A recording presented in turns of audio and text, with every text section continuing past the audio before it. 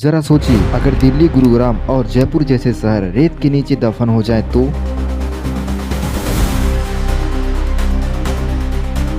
यह कोई बॉलीवुड फिल्म की कहानी नहीं, बल्कि भारत के भविष्य की एक डरावनी तस्वीर है। हमारे और उस विनाशकारी रेगिस्तान के बीच सिर्फ एक दीवार खड़ी है। लेकिन अफसोस, भारत की यह सबसे पुरानी ढाल अब टूट रही है, क्योंकि अरावली की पहाड़ियों में वर्षों से अवैध खनन होता रहा है, वो भी सरकार के नाक के नीचे, और सरकार कुछ नहीं कर पाती। हालात इतने खराब है कि नक्शे पर दिखने वाली कई पहाड़ियां असल में अब जमीन पर मौजूद ही नहीं है। और सबसे हैरान करने वाली बात तो यह है, फॉरेस्ट सर्वे ऑफ इंडिया और अन्य रिपोर्ट्स बताती हैं कि राजस्थान और हरियाणा में अरावली की कई पहाड़ियां पूरी तरह खोदकर खत्म कर दी गई है।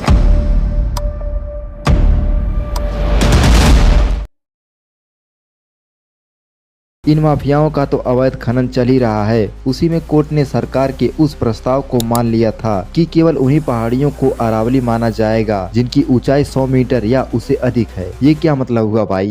अब इसे आसान भाषा में आपको समझाऊं तो मान लो आपके पास 10 कमरों का एक बड़ा मकान है। अब सरकार कहती है आज से सिर्फ वही मकान घर माने जाएंगे जिनमें 5 या उससे ज्यादा कमरे हों, और 4 कमरे या उससे कम कमरे वो घर नहीं माने जाएंगे। अब ध्यान से समझो, होगा क्या इसमें? 5-6 कमरों वाला घर घर है। अगर कोई माफिया 4 कमरे वाले हिस्से पर कब्जा कर ले, दीवार तोड़ दे, दुकान बना ले, तो वह बोलेगा साहब ये तो घर है ही नहीं, नियम में लिखा है 5 कमरे से कम घर घर नहीं। अब यह कब्जा अवैध नहीं रहेगा, क्योंकि कागज में वो घर था ही नहीं। अब यही खेल अरावली में भी हुआ, क्योंकि अरावली माउंटेन रेंज में बहुत सारी पहाड़ियां 30 मीटर, 50 मीटर, 70 मीटर और 90 मीटर ऊंची हैं, और सरकार कहती है 100 मीटर से कम तो वो अरावली नहीं। अब माफियाओं को एक तरह से छूट मिल जाता है अरावली पर्वत काटने का, और जब इन पर कुछ एक्शन होगा तो फिर यह लोग बोलेंगे हम अरावली नहीं काट रहे हैं, हम तो नॉर्मल जमीन खोद रहे हैं। यहाँ ऐसा नहीं है कि कानून को हटा दिया गया, बल्कि कानून की परिभाषा बदल दी गई ताकि अपराध अपराध न लगे।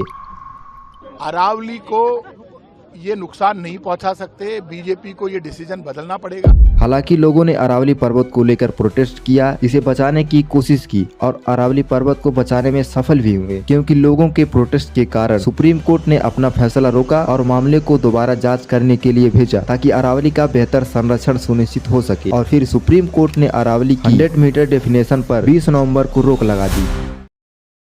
कागजों में तो सिस्टम मौजूद है, लेकिन जमीन पर माफिया आज भी बेखौफ है, क्योंकि माफिया अक्सर रात में भारी मशीनरी और विस्फोटकों का इस्तेमाल करके पहाड़ियों को तोड़ते हैं। और हरियाणा के नूह जिले में एक पहाड़ी को रात में ब्लास्ट करके तोड़ा गया, जिसमें लगभग 6000 मीट्रिक टन पत्थर निकाले गए। माफिया इसे गुप्त रूप से रात में करते हैं ताकि दिन में नजर न आए, और माफिया अक्सर राज्यों की सीमाओं का फायदा उठाते हैं ताकि एक राज्य की पुलिस आए तो दूसरे राज्य में भाग जाए।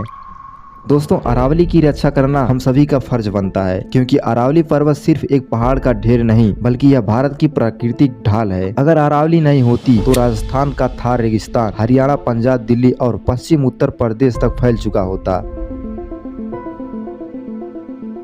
यह पहाड़ उस उड़ती हुई रेत के लिए एक बैरियर का काम करते हैं, और वैज्ञानिकों का मानना है कि अरावली के खत्म होने से उत्तर भारत में गर्मियों का तापमान 50 डिग्री के पार एक आम बात हो जाएगी। और अरावली एक वाटर डिवाइड है जो सिंधु और गंगा नदी तंत्र के पानी को बांटता है। साथ ही यह दिल्ली, एनसीआर और गुरुग्राम के लिए एक स्पंज की तरह है। यह बारिश के पानी को सोखता है और ग्राउंड वाटर को रिचार्ज करता है। आज अगर गुरुग्राम और दिल्ली में पानी का संकट है तो उसका सीधा कारण अरावली की कटती पहाड़ियां है, और अगर इसी तरह अरावली कटती रही तो दिल्ली, गुरुग्राम की जल सुरक्षा भी टूट जाएगी। और अगर अरावली पर्वत इसी तरह कटती रही तो हरियाणा, पंजाब, दिल्ली और पश्चिम उत्तर प्रदेश धीरे धीरे एक रेगिस्तान में तब्दील हो जाएंगे, क्योंकि अरावली ही है जो सदियों से राजस्थान, दिल्ली, एनसीआर और गुजरात के लिए एक अदृश्य प्राकृतिक कवच की तरह खड़ी है। यह कोई साधारण पहाड़ी श्रृंखला नहीं, बल्कि वह दीवार है जिसने इतिहास के हर दौर में प्रकृति के संतुलन को थामे रखा है। क्योंकि जियोलॉजिकल टाइम स्केल के अनुसार अरावली का निर्माण प्री कैरेबियन काल में हुआ था, यानी आज से लगभग 670 मिलियन साल पहले, जब डायनासोर इस धरती पर पैदा भी नहीं हुए थे। अरावली तब भी खड़ा था। यह दुनिया का सबसे पुराना फोल्ड माउंटेन श्रृंखलाओं में से एक है, और एक समय अरावली की ऊंचाई हिमालय से भी ज्यादा थी, लेकिन करोड़ों सालों की बारिश, हवा और मौसम की मार ने इसे घिसकर छोटा कर दिया है। यह माउंटेन गुजरात से शुरू होकर राजस्थान, हरियाणा होते हुए दिल्ली के रायसीना हिल तक फैला है। अरावली सिर्फ पत्थर का ढेर नहीं है, यह कुदरत की बनाई the great green wall of India है। इसकी सबसे बड़ी भूमिका है थार मरुस्थल को रोकना। अरावली ने करोड़ों साल तक प्रकृति की मार झेली, लेकिन पिछले 40 सालों में इंसान की लालच ने इसे घुटनों पर ला दिया है। रियल एस्टेट का बूम और कंस्ट्रक्शन इंडस्ट्री की भूख ने अरावली को नोच खाया है। राजस्थान का गुलाबी पत्थर हो या कंस्ट्रक्शन में इस्तेमाल होने वाली रोड़ी और डस्ट, सब अरावली का सीना चीर कर निकाला जा रहा है। हालात यह है कि सेंट्रल एम्पावर्ड कमेटी यानी CEC की रिपोर्ट के अनुसार राजस्थान में अरावली की 128 पहाड़ियों में से 31 पहाड़ियां पूरी तरह गायब हो चुकी है। नक्शे पर पहाड़ तो हैं, लेकिन जमीन पर सिर्फ गहरे खड्डे हैं। और जब आप किसी का घर तोड़ेंगे तो वो आपके घर में जरूर घुसेगा। अरावली तेंदुओं का घर है। जैसे जैसे पहाड़ कट रहे हैं, ये जानवर गुरुग्राम और फरीदाबाद में सड़कों पर आ रहे हैं। यह मैन एनिमल कन्फ्लिक्ट का एक नया अध्याय है। निष्कर्ष बहुत सीधा और कड़वा है। अगर अरावली कटती रही तो दिल्ली और उत्तर भारत को एक गंभीर संकट का सामना करना पड़ेगा। भूजल खत्म हो जाएगा, धूल भरी आंधियां हमारे फेफड़ों को जाम कर देगी, तापमान रहने लायक नहीं बचेगा।